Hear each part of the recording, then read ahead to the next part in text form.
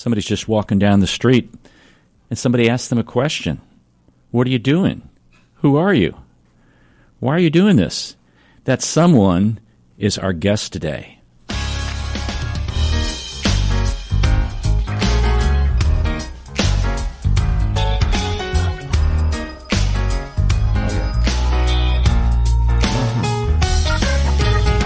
Welcome to St. Louis in Tune. Thank you for joining us for fresh perspectives on issues and events with experts, community leaders, and everyday people who are driving change and making an impact that shapes our society and world. I'm your co-host, Mark Langston, along with Arnold Stricker. Hey, no, I'm Arnold Stricker, along with Mark Langston. I don't know who I am today. Get your driver's license out of you. Yeah, who am I? Look in the mirror, dude. I'm Arnold Stricker. Hi, Arnold. I'm Mark. Hi, Mark. How you doing? Hi, Lindy. Hey, guys. I like this new intro you got. Yeah, it's good. I'm sorry. I don't know if you're finished it. It's tickling those ivories. Is that what they call it? Southern gospel. Oh. That sounds Put good. your hands on the radio. Yeah. Start dancing a little bit, interview it a little bit. I know. Okay. I guess I should say we'll be right back for our next segment. No. Okay. So welcome, folks. If I know who I am today, I was reading and I was modulating in my head. I was changing what I had written, and my mouth got ahead of my brain. Mm-hmm. It's from the guests we had in the previous hour. Yeah, that's we were talking true. about geriatric medicine. That would explain a lot of things. Oh, it explains everything. Yeah.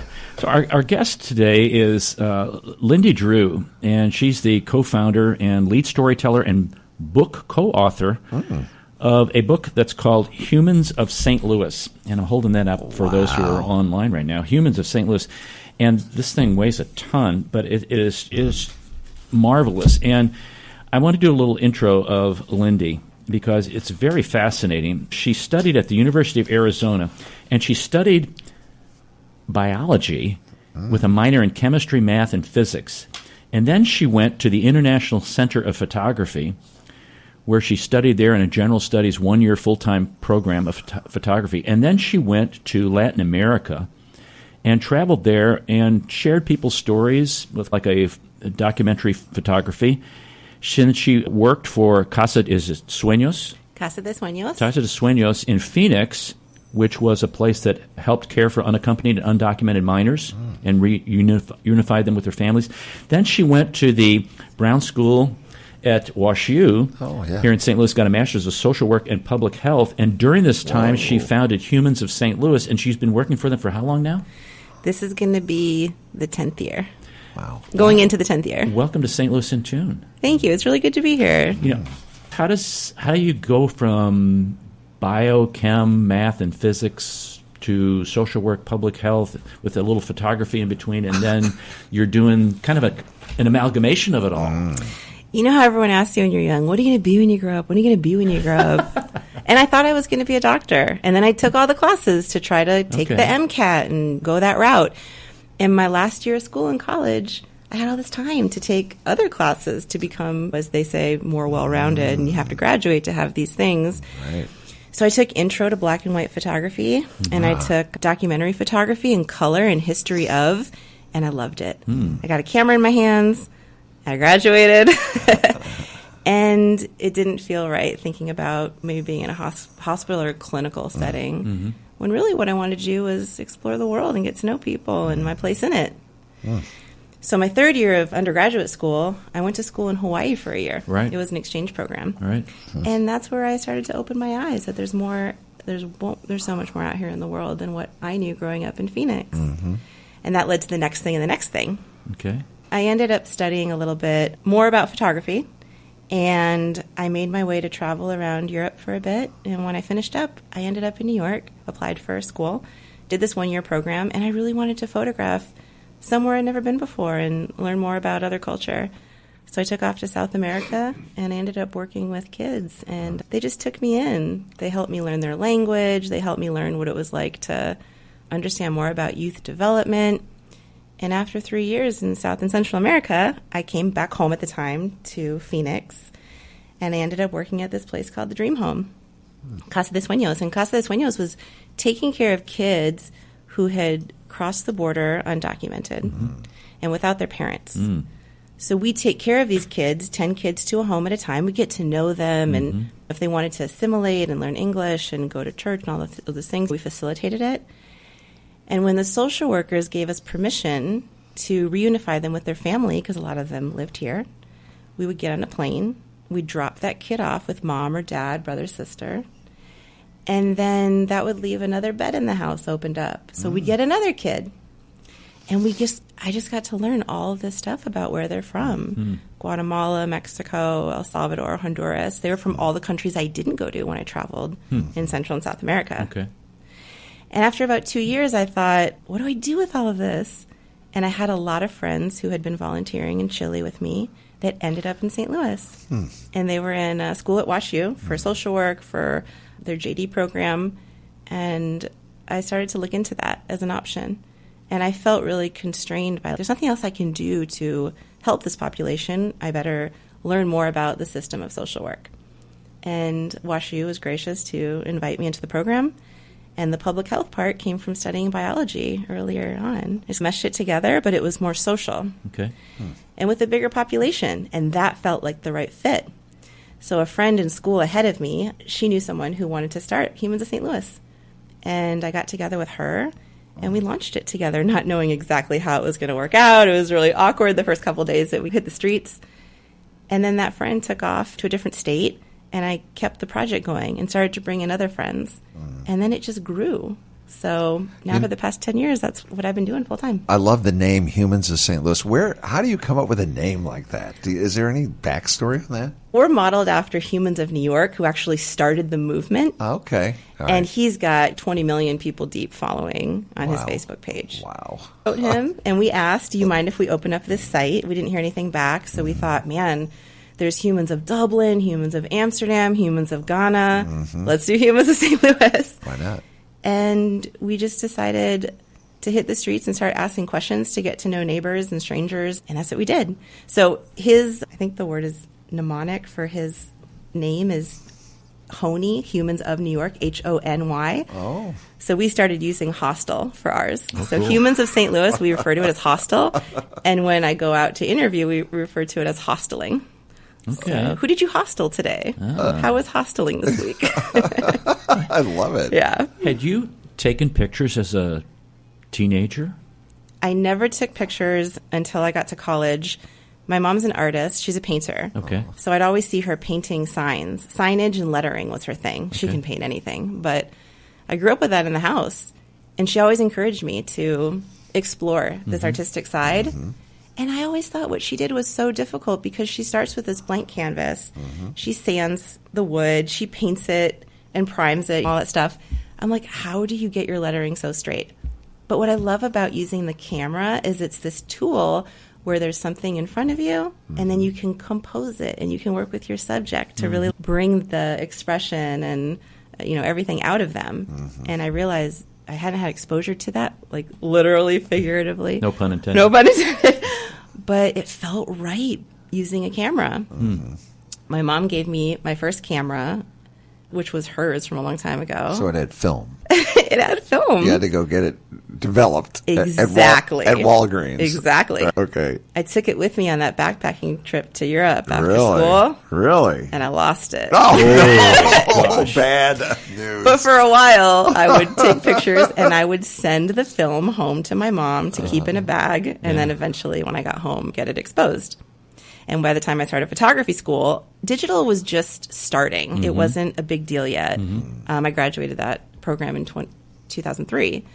So nobody was using it quite yet. And then I had to morph over to using it. And I loved that I could take my whole digital darkroom with me when I traveled abroad south of the border. Right. So I just had my camera, my computer, and I could get in touch with editors back home and say, hey, I'm traveling down here. Are you looking for imagery? Can I do a story about anything? And I was doing work for Photos, and they were able to publish it. And it allowed me to stay down there a little bit longer. Wow. Yeah.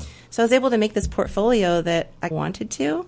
And all the while, I was getting so much exposure culturally to people and things I had never known and grown up with. And that really started to lead me to the next thing. It seems like you're the perfect person to do this because you've got this background. Your mom's an artist. You communicated down in Central America and South America. You helped kids out in Phoenix area. And then you have this social work, public health background. Mm-hmm. So you take all that and explain to listeners exactly how this process works when you go out and hostel somebody. Yeah. So typically I'll go out with my bike or just on foot. I'll have my camera. And if people look like they're available to have a conversation, then I'll approach them. I'll usually make the first gesture. I might start with a smile and then walking over to explain what it is that I do. But really the question out of the gate is, hi, my name's Lindy. Would you mind if I interviewed you and photographed for a project I'm doing? What's the project? Let me explain it to you. It's online. You can see it here. Basically, we'll have a conversation between anywhere from 5 minutes to however long it lasts. If you have a story that is particular to you that you'd like to share already, that's great. I'm all ears. Or I can ask you a few questions and we can see what jogs your memory. So what I try to tell them is it's the process of being one-on-one with someone. And if I didn't approach you to ask you these questions and really listen, you might not have sent me the same thing written in an email to really capture the details of that story, just our interview right now. And it always amazes me in St. Louis, in a place where people have told me since before I got here, don't go to that side of town. Don't cross the river. Don't talk to those people, whatever that means. Those people. Those people. I'm like, I'm those people. I'll talk to anyone. Oh, I love those people, though. Okay. That people continuously say, I'm down for your interview. I don't know what you do. I don't know what your site is. Well, let's figure it out. But I'd love to talk to you. Oh, and by the way, what are you doing in my neighborhood? Because I'm one of those people. Oh, my God. Because just like folks look others up and down, they're wondering, who's this white chick with the camera? Absolutely. And it's true. So you know true. what? Let's have a moment. But after 15 minutes, after an hour, everything's normal. Isn't it? Is it normal? It is. It gets normal, doesn't it? And you hit the head on that. You hit the nail on the head. That's what it's about. The responses you've gotten that are in the book are just incredible. They're extremely honest, and some are extremely insightful, especially from people who have been here a long time. Mark and I are both St. Louis natives, and we know the good, the bad, and the ugly. And there's that adage that everybody who is born and raised here has negative things to say, and people who come from out of state here really like it, and why aren't you more up on the city and things like that? I think you've really done, which is echoed in the book a little bit, but people are like, there's a lot of great things here in St. Louis, and we know that because we interview people and talk to people about stuff like that. We like St. Louis. Yeah, we do. I can tell. I can tell. No one's going to be 6 years into a podcast unless they love St. Louis, right? I totally hear what you're saying. Some people have told me because I'm transplant, I bring something different to this idea of even starting something like this. I was traveling around Chile and Argentina, and I lived in Ecuador for 6 months teaching English, and then I was in Costa Rica for another 6 months working at a newspaper as an intern. And all these experiences and hearing the stories of the kids who cross the border at Casa de Sueños, it keeps you curious. It keeps you open. And I always try to drive the questions and the interest with curiosity. What do I know? What do I not know about you because you've lived a completely different life than me?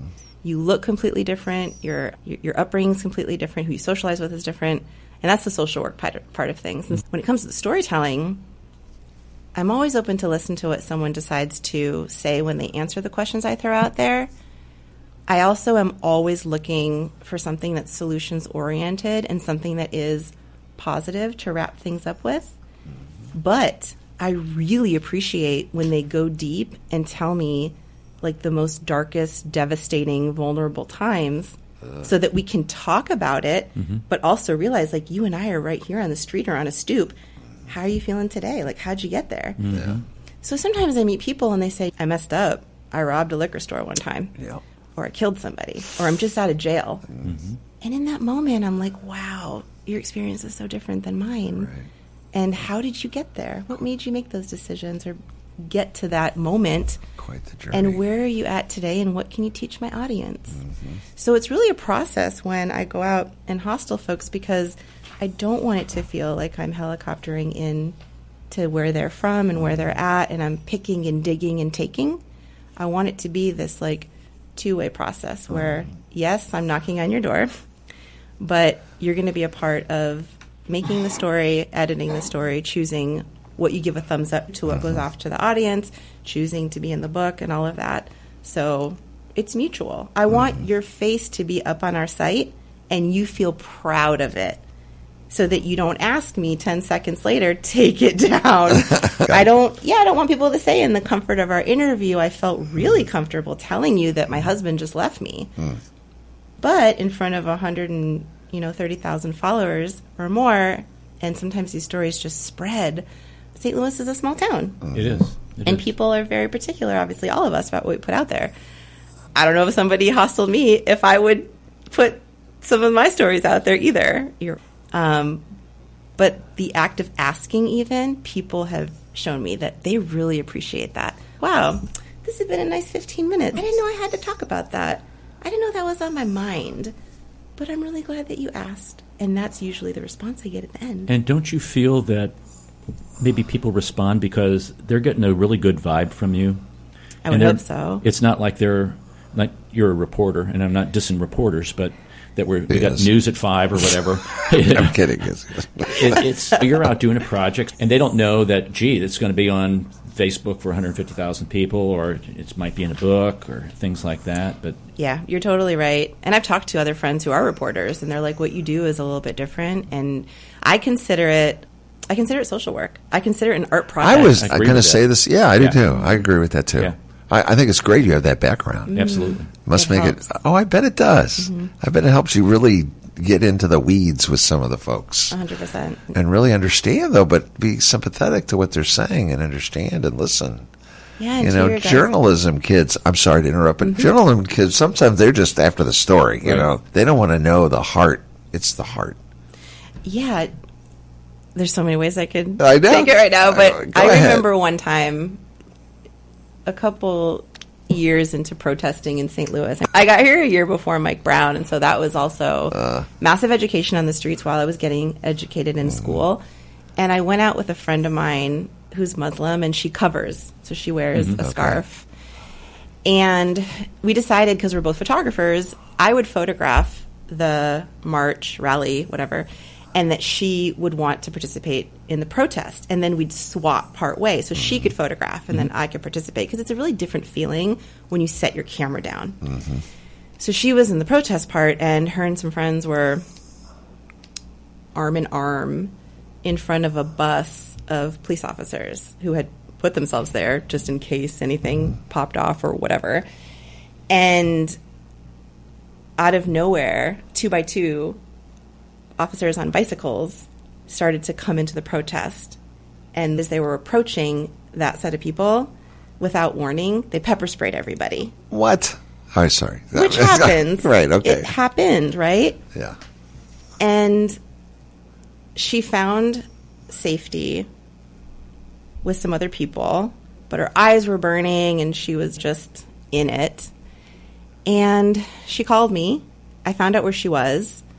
And we're sitting there together, and we're helping her kind of calm down and get her bearings straight and all of that. And as we're sitting there together, her face is covered in just this white liquid foam, whatever, and also like milk people had given her to, contrast what the pepper spray does. Reporters came up to her from out of town, and, hi, I'm with the AP. Do you mind if I interview you? Okay. And she's, yeah, what do you want to know? Can I take your picture? Like, takes the picture, asks a quick question. And then thank you for your time. Hope you're all right. It was so brief. It was so cold. It was so unintimate. And I'm sitting here with the whole time observing that. And she also has done work on our team for storytelling. So at the end of the day, I was like, I am so shocked at that exchange of reporting. Right. And it's different for everyone. I get it. When they got to get their content too. But she's very well aware of the type of storytelling that we do. And I asked her, I was like, do you mind if I take your picture? We're both photographers. Just take my picture. Take it now. I don't want to forget. And then I asked her at the end of the day when I dropped her off, can I share a brief story about that? I hope you do, because the way others were asking me is not the story I would want to be shown. And in no less than a few minutes, her face was all over Twitter. She was on the cover of the next Riverfront Times later that week. And it was just like the brown girl that had gotten pepper sprayed. but who is she? Yeah. And Right. why is she there? Right. And what was she fighting for? And her voice. So I really think about stories like that and like real life experiences of how do I empower people through the storytelling as well? Even in their darkest moments or most confusing times, how do you get that story out of somebody to really round it out and humanize them, which is the thing I try to accentuate in the title of what we do. What a moment to capture. Oh, yeah. And good for you for capturing the moment, instead of just glossing over it and give me a 30-second answer. A sensational answer is what they're looking Well, for. and you're not looking for clicks. Exactly. No. Exactly. Tell a story. Yeah, and I'm looking for when we share that story on the page, I consider it only half of our job is really done. When I interview and I edit the photo and I get permission from the subject to put it up, they know when it's going live. They're very well aware of it. I love the second part that happens when people jump in the comments and then the audience really starts to weigh in. Ooh. Interesting.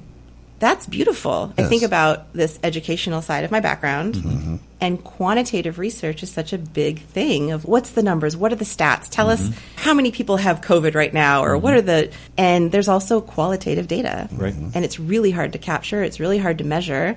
And I know that in school we didn't have enough classes on that topic, but storytelling is so important for marketing PR, for just in general getting to know a company and who's behind the work that they do.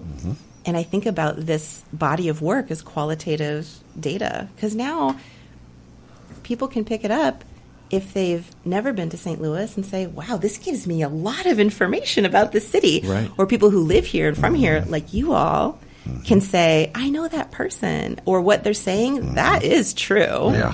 Or I don't have the same experience as the person in that story, but this person who's my neighbor is really educating me right now. And I love that angle of it too. Yeah. Yeah. So Arnold Stricker with Mark Langston. We're talking to Lindy Drew. She's the author of Humans of St. Louis, and also humansofstl.org is the website, humansofstl.org. We're going to take a break in a little bit here, but I wanted to mention and prompt you for some questions that I want to ask.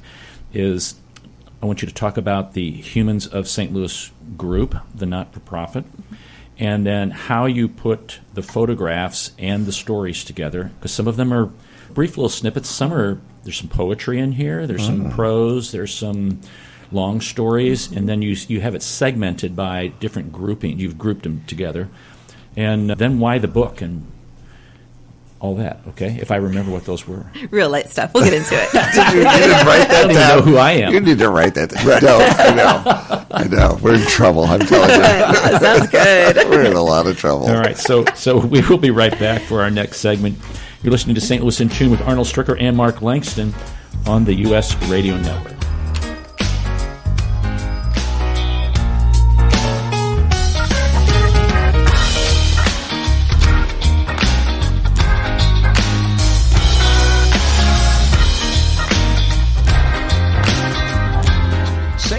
In Tune strives to bring you informative, useful, and reflective stories and interviews about current and historic issues and events that involve people, places, and things.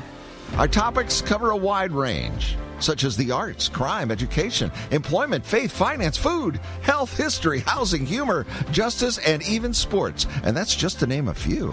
While St. Louis in Tune originates from the Gateway City and covers local topics, we connect to what is going on nationally as well. If you enjoy what you hear, please take time and share and subscribe to this show and listen to other previous shows that can be found on our website, stlintune.com. That's stlintune.com. Or on your favorite podcast platform. That's stlintune.com. stlintune.com. And if you've got an idea that you'd like for us to examine a little deeper, let us know by dropping us a note at stlintune@gmail.com. That's stlintune@gmail.com. St. Louis in Tune, heard Monday through Friday on the USRadioNetwork.com and many great radio stations around the U.S. and, of course, right here in St. Louis. Our website again is stlintune.com. We want to hear from you. stlintune.com.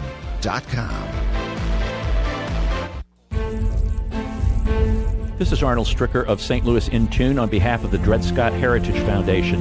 In 1857, the Dred Scott decision was a major legal event and catalyst that contributed to the Civil War. The decision declared that Dred Scott could not be free because he was not a citizen. The 14th Amendment, also called the Dred Scott Amendment, granted citizenship to all born or naturalized here in our country and was intended to overturn the U.S. Supreme Court decision on July 9, 1868. The Dred Scott Heritage Foundation is requesting a commemorative stamp to be issued from the U.S. Postal Service to recognize and remember the heritage of this amendment by issuing a stamp with the likeness of the man Dred Scott. But we need your support and the support of thousands of people who would like to see this happen. To achieve this goal, we ask you to download, sign, and share the one-page petition with others. To find the petition, please go to dredscottlives.org and click on the Dred Scott Petition Drive on the right side of the page. On behalf of the Dred Scott Heritage Foundation, this has been Arnold Stricker of St. Louis. My. That's Arnold on the piano? That's me getting down there. Tickle those eyes. Seriously, no, that's not me, folks. That's Bob Berthasell. I'll acknowledge him at the end of the show. Okay. Welcome back to St. Louis in Tune. This is Arnold Stricker with Mark Langston. We have Lindy Drew. She's the author of Humans of St. Louis. She's in studio with us, and humansofstl.org, humansofstl.org. And the reason we're having her on November the 12th at 7 p.m., she's going to be at the St. Louis Jewish Book Festival, St. Louis Jewish Book Festival, jccstl.com to get more information on that. Is that at the JCCA? What we would call the JCCA, and they call it the J now. Okay, all right. Yeah, we used to call it the JCCA. Yeah. It was the Jewish Community Center Association building. Okay, now it's the J. Now it's the J, Okay, yeah. right. It's my understanding. Okay.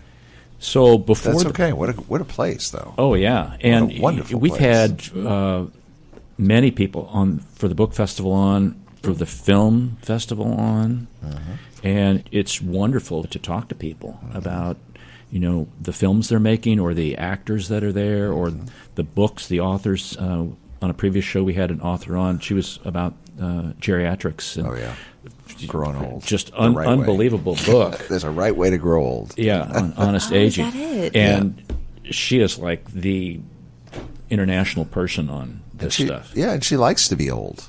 Yeah, she said, you all lie about your age all the time. I go, Right. Oh, yeah. Absolutely. You know I lie about my age. 29 for the 29th time. I know, we all do. But she's, no, embrace it. So I want to read a story here. Sorry. And we had talked about this before the break, because here's where I want to go after I read some of these things. You have a photograph. You've melded photographs and poetry or people's just short answers or long answers. This is a photograph. It looks like it's taken up by, there it is there, Montgomery Avenue. Up in Old North. Old North. Remind me, up by Crown Candy up there. Yeah. And you have looks like a mom and a dad and the daughter's in between, and it said, kids, they said, this is what they said. Kids are way smarter and pliable than we give them credit for. She was a preemie, 29 weeks, and now she's valedictorian of her kindergarten. And you ask, what did you do to become valedictorian? And she said, work really hard. Aww. And you know, just little snippets like that. Here's another one. These two guys are standing out. This looks like on Page. It's on Page, and those two are probably like maybe 12 and 15, 12 and 14. And this is an area where there are some vacant buildings, and there was some plywood and some artwork that was put up of famous African Americans that were painted on these. And the question was, if you could give a gift to all the kids in the world, what would you give them? Great question. Here were their answers. Knowledge. Some people out here don't know what to do with their lives. They think that people don't care about them, so they just throw their lives away. Crazy. They go out in the streets and just do whatever. And then another one. They shoot. They speed. They know there are kids out here, and they don't care. I think St. Louis is a good place. I just wish St. Louis could be a better place. Stop the violence. Build all these vacant houses up. Make them look nice and help the homeless. How did you put all this stuff together? Wow. That's a loaded question. First of all, with that second story, I love interviewing youth and asking them what's on your mind. They're just treasure trove of information.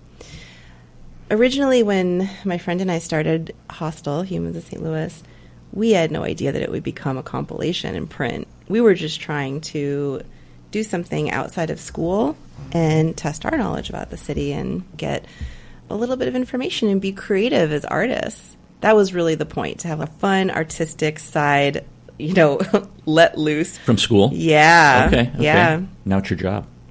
And now it's my job. And so we started the site together maybe like 2013, around October. And then Cinco de Mayo the next year, in 2014, we launched. And we only had 20 stories to launch with. And then we kept feeding it every day. This was social media? On social media, yeah. Okay. On Facebook and Instagram. Okay. And we'd do 3 or 4 stories a day. But it got to be a lot juggling school. So we dropped down to 1 story a day. And then when Mike Brown was killed in August, we realized that the comments on the stories were different. And I went to Canfield and spent a lot of time in Ferguson on the streets and interviewed and listened, and we shared those stories. And then we realized Humans of St. Louis is a fun project, but we have this awesome platform to take it deeper. And we were primed and ready to do that. So to your question of how did you get these interviews, right? We were just in the process of doing it, not knowing what it would lead to ultimately for where we're at today. After so many years of making content, the stories were just getting buried in the feed, but they were still so relevant. They didn't feel outdated. Right. So from there, we thought, what would it look like to publish? Because other books had come out in the Humans of style. Okay. And that's when we found out that an organization here does publish certain books, and we could apply to be a part of that, and they'd give us the money to go ahead and build it, and they'd help distribute it and all these things. So we worked with them to negotiate a contract, and we started to put together what the book would look like. And as we worked with their editing team, the edits would come back and forth, and it did not feel right from our point of view what they were taking out of our book. And it didn't feel right how they were rearranging the stories. And it felt really whitewashed. And a lot of the stories of people of color were left to the side. And that was a red flag to say, let's have a conversation about it first. And we did. And the same thing kept happening. So we went back and they said, listen, instead of signing the contract, how about you all make the book that you'd like to make and we'll eventually carry it. And I was like, that sounds great. Harder, but appropriate to put our best foot forward and also do justice to the stories and the people that we've met. Right. And that's how we decided if we're going to self-publish, we need the funding to do it. And so the journey started with fundraising and finding a team of creatives that are local so the money could stay here to publish this book. And it was, I swear to God, the hardest journey, I think, of everything I've ever had to do as the executive director of Humans of St. Louis, because we're a nonprofit, and to just do right by the content and the people in it, but also the team. So we held a Kickstarter for 3 weeks in July in 2018, and we met our goal. Wow. Which was so great because we had the support of the community to say, build the book you want. We don't know what it's going to look like. We don't know what's going to be in it, but I want one. You had this huge following on social media, though, to help. Right?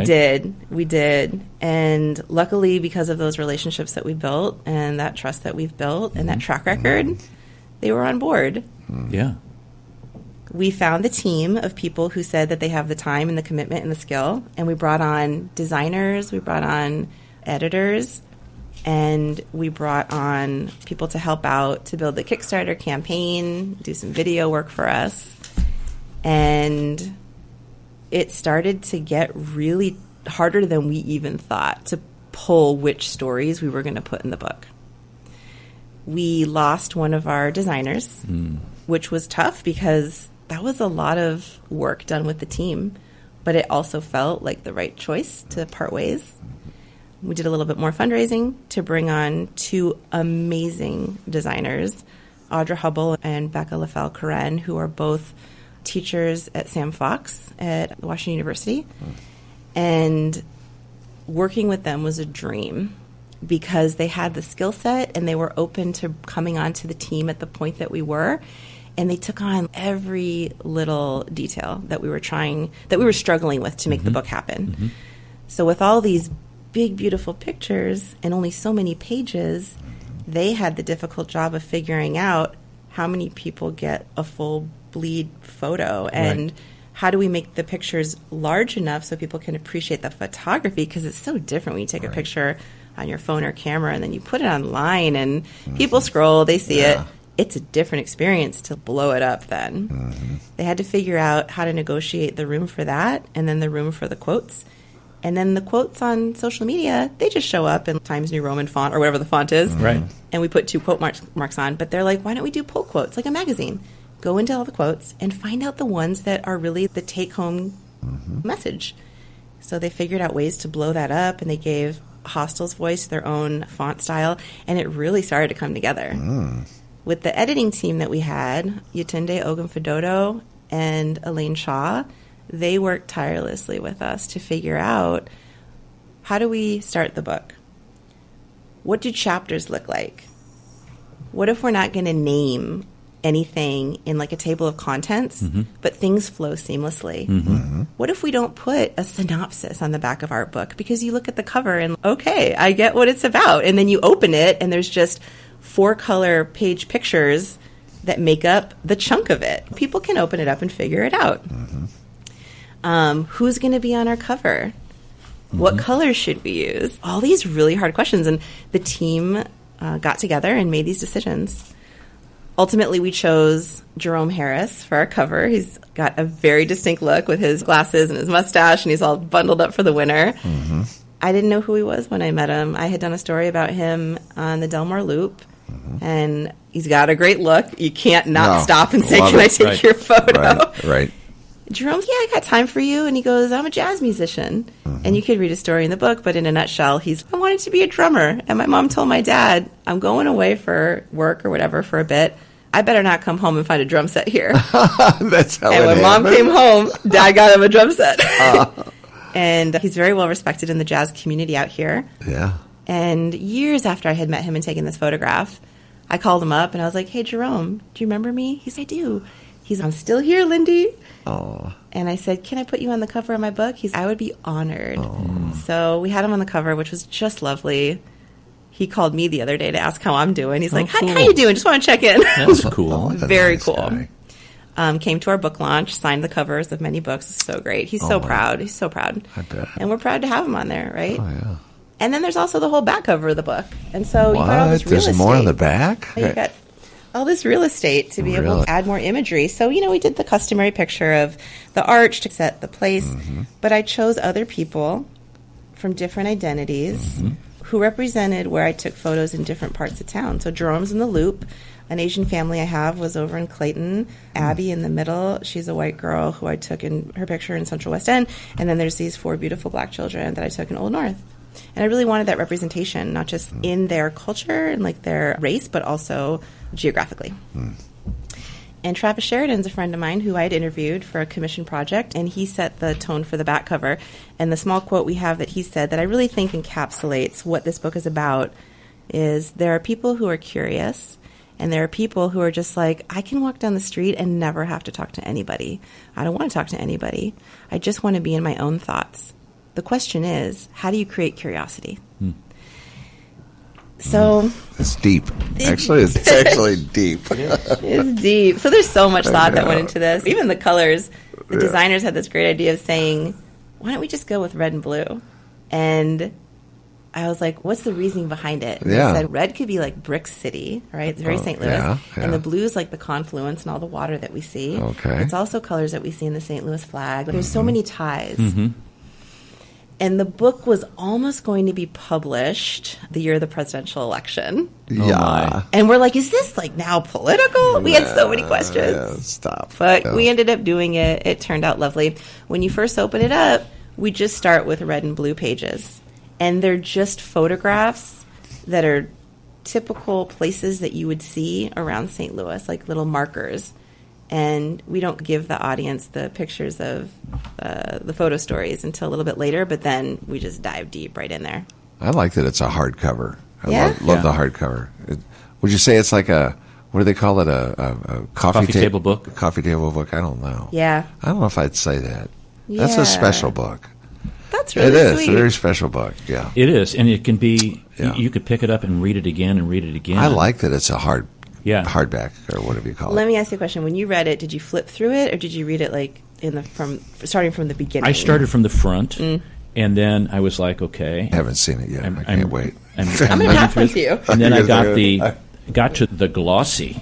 It was like, okay, this is cool. And then I started reading, and I started to go page by page. And I was amazed at a lot of the wisdom that came from people who you just casually met. Casually. Yeah.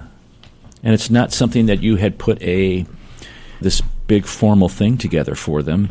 And some of them are funny, and then some of them are serious, and some of them are, the whole neighborhood knows Jack. They don't know who I am, but everybody knows Jack. And Jack's this big, gray, scruffy dog with this guy leaning over it. And it's just, it could be any town, but it's our town. Yeah, that's a really good point. And how many of us are like Jack, where I have an animal, and I see my neighbors. Yeah. We don't really talk. We go to the dog park, and maybe we know each other's dogs. Yeah. That happens. But then these deeper conversations do happen among neighbors, and I think it's fascinating that it can even happen among strangers when I approach people. What else we did in the book that was a really beautiful new thing that we never do on the HOSTL social media site is we do what the designers call pull back the curtain to be able to show additional information about a story. So we'd share a story about someone, which I'm sure as I start to talk about it, you might remember when you were reading it, but you flip the page and then there's like an update. There's more to, oh, that's who you're talking about. That's neat. Yeah, and we have one in particular about Louis Greenberg.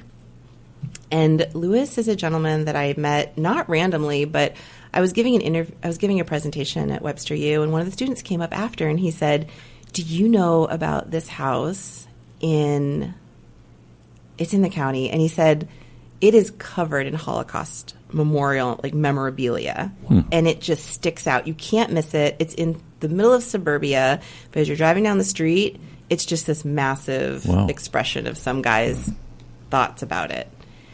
And I said, "You know what? Show me on Google Maps where it's at, and I'll head out there one day." So I did. And I got to the cross-section that he mentioned, and I didn't see anything, but I was like, I came all this way. So I drove around the corner, and you couldn't miss it. And there's Jewish stars everywhere, and there's rocks everywhere, and it's painted, and it looks so disheveled, but like it's its own artwork. Every piece of this guy's landscaping house was covered. And I saw a neighbor walk by on his walk, and I was like, "Hi, do you know who lives here?" He's, "Yeah, Louis lives there. If you can find the front door, you should knock." And I thought I came all this way, so let me do that. Yeah. The front of his garage had in German saying, I'll probably butcher it because I speak Spanish, not German, but it says Arbeit macht frei, which was a sign that was over Auschwitz's concentration camp that was jokingly saying to the Jews, "Work and you will be free" when they enter. But of course, we all know that they were killed once they entered, most of them. So I started to walk up to the front door, and I couldn't find it. And I looked to the side, and there was a little pathway across, like, the side of the building where a human must be able to fit through. And I walked around, and I saw his back door. And on the back door, there's a big sign that said, "Appointments only." Oh, really? Yeah. I was like, who is this guy? So I knock, and he opens the door, and this elderly gentleman with a mohawk wearing biker shorts ready to go out for a ride. Oh, with boy. a scratchy voice. He opens the door and he's like, "Who are you? You got a lot of chutzpah knocking on my door." Really? I was like, Did he say chutzpah? yeah, Really? yeah. Okay. He pulled out the Yiddish and everything, and I was like, He said, "My name's Chutzpah." I was like, I love okay. it. Okay, good. And I said, "Hi, Louis. My name's Lindy. I'm an artist and a photographer, and someone told me about the art that you did in front of your house, and I was curious to know about it." And he's, "Okay, I'd be glad to tell you." He's, "Today I finished a gallon of milk and I stapled it to my wall on the inside of my house." I love this guy already. I know. I love him. So he's, "Would you like to come inside?" And I saw that he had a friend visiting, and I was like, "Yeah, that would be great." I usually do not go inside people's houses when I'm interviewing, but it felt comfortable. He gave me a great vibe, and he was so funny because it was during the Me Too movement when it all started to happen. And he said, "We could go to a Starbucks. I know the whole Me Too movement and stuff. Like, I'm a gentleman." It was so sweet. Aww. I was like, "Louis, I'd love to talk to you." Yeah. So I came inside. His friend was visiting him and checking on him to make sure he was okay. Oh, good. He gave me a tour of his house. The inside of the house looked exactly like the outside. Wow. He didn't have linoleum or carpet or anything else on his floor. He had rocks. He had stepping stones. Wow. He had pictures up on the wall of concentration camps and black and white photos. And he was giving me a tour of a little bit of the home. And then we went back outside because that's really where I wanted to photograph. And we must have talked for 45 minutes. And basically, at the end, he was telling me that there's always an ounce of, do you believe the person because they're telling you what they're telling you in the moment, or is it true? Can you take it as fact? His story is that he was born in Auschwitz, and then he was liberated with the family. No way. And that, wow. I think, and that he then was adopted in the United States, and Wow. his family was brought here. I tried to look it up, but I couldn't find so much, but some things really did match up. Wow. That's crazy. I didn't end up telling that part of the story, but the other parts I did about how he feels about being a Jew. And he was saying there's only so many of us around the world, and this to me is my artwork to say never again. That was what he was trying to tell.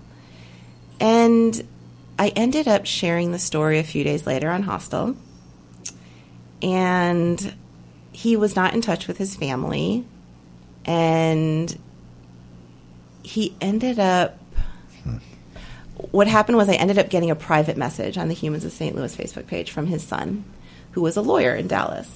And he's like, Lewis's story, a friend sent it to me from St. Louis. I knew everything about what you wrote, and it's true. The one thing I didn't know is that my dad has a heart problem and needs surgery. Is that true? Because they hadn't talked for so long. Wow. I was like, according to your dad, yes. And maybe you should reach out. He's like, I haven't seen him in years. That house is invaluable. If anything happens to him, make sure that like the house is safe and no one destroys it. And here's 2 pictures of his grandkids. Please show him. I was like, I think, Clayton, you need to call your dad. Thank you. That's Right. it, Lindsay. Yeah. Yeah. And that's the social work part Yeah. that's happening behind the scenes, because we share these stories and people are like, some of them are really cute and funny, like the little girl who graduated valedictorian. But others are asking for help and humanity to reach out. And that's one of those instances. So we didn't share that with the audience. But a couple days later, Lewis calls me up on my phone. He's, Lindy, I don't know what you did, but I heard from my son. Aw. What a mitzvah. What a miracle. I'm so proud of what you've put together. I haven't even seen it yet.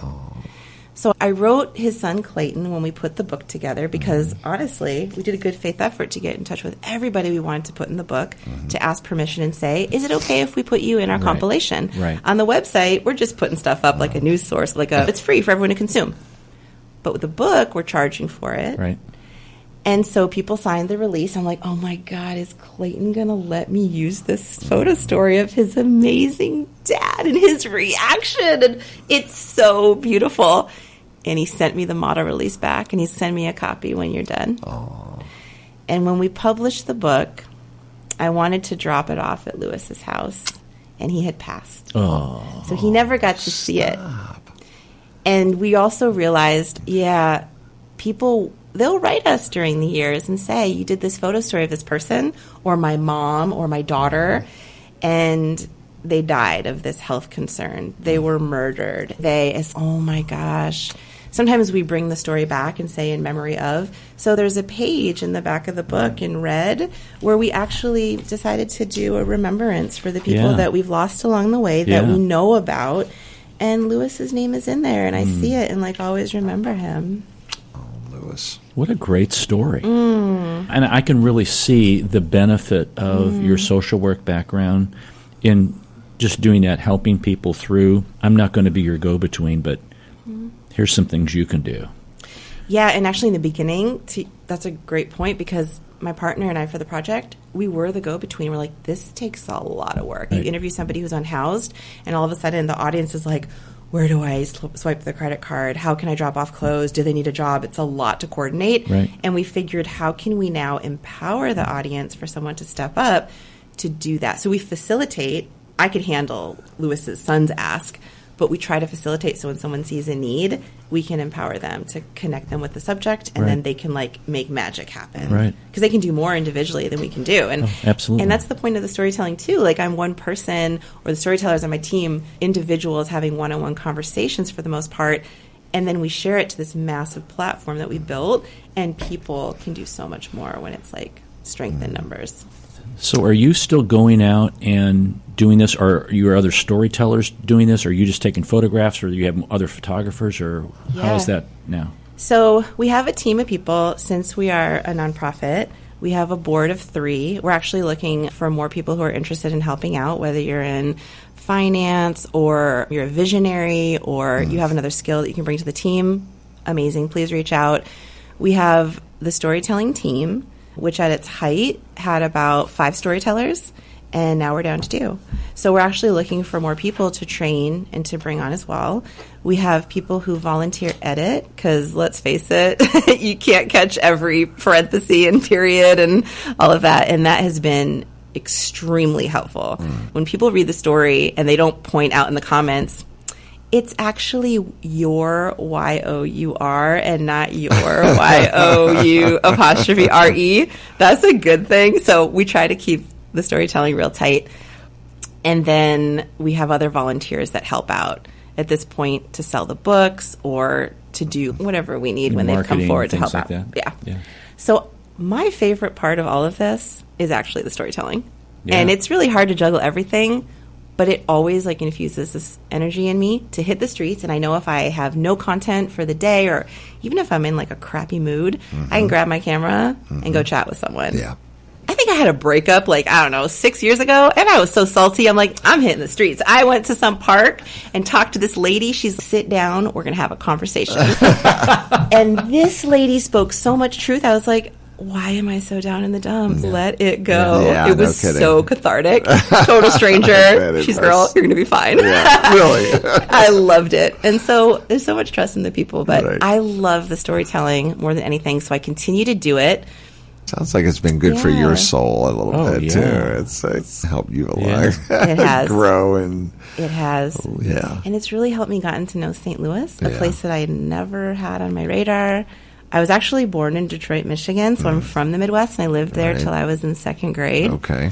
But I don't have very many memories, and so coming back to the Midwest, it's pretty cool. And St. Louis, it's looked at as a flyover city, they say, and I can see why. But you open up a book like this, and then all of a sudden it's there's so much to who lives there and what they're experiencing, just like around the U.S., just like anywhere.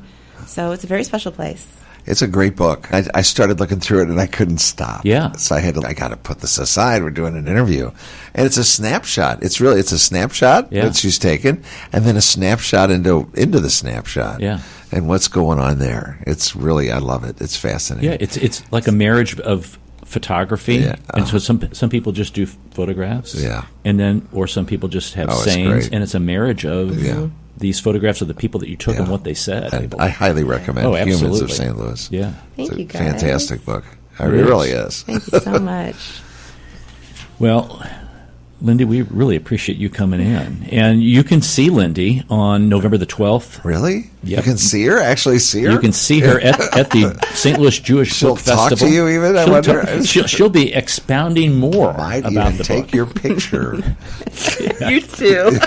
This is great. In the book. JCCSTL.com. JCCSTL.com. You can get more information on the time. That's actually November the 12th at 7 p.m. at the St. Louis Jewish Book Festival.